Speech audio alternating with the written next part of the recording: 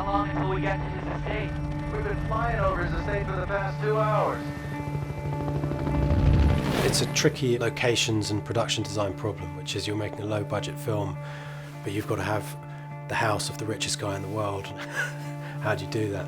We knew that if we found a really spectacular landscape and put a building inside it, the landscape would provide a lot of the power of the guy.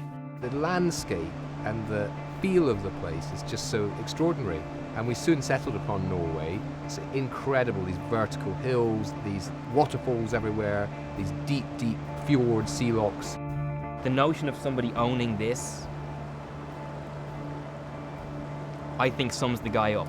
So Nathan owns that mountain, and he owns that river, and everything we're walking on belongs to nobody except for him, and I think that's the kind of guy he is.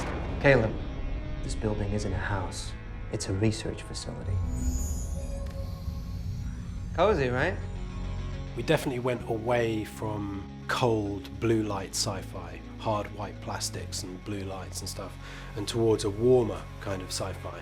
We wanted to play with and balance out man-made materials with organic and natural materials right the way through. We've balanced out, you know, the concrete and the glass and the technological aspect with the fact that he's set in this really beautiful landscape and environment. And in a sense that mirrors what's happening with the characters as well.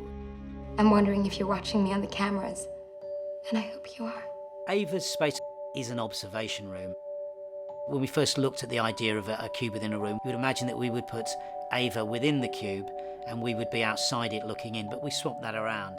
So in fact, Caleb, who's the observer, sits in this cube, and Ava, who's the observed, is able to roam around 270. It's a good example of how production design feeds into a story, because then when Ava walks around, rather than feeling like she's got a lot of space, she's more like a tiger in a zoo, walking backwards and forwards over the same spot, and you think she shouldn't be here, she should actually be elsewhere. And the fact that Caleb is in this little box but then can just walk out and be in this huge landscape, it's typical of the way the people involved in making this film elevated it beyond the script that I gave them and turned it into something bigger and more interesting. Did you know that I was brought here to test you? What will happen to me if I fail your test?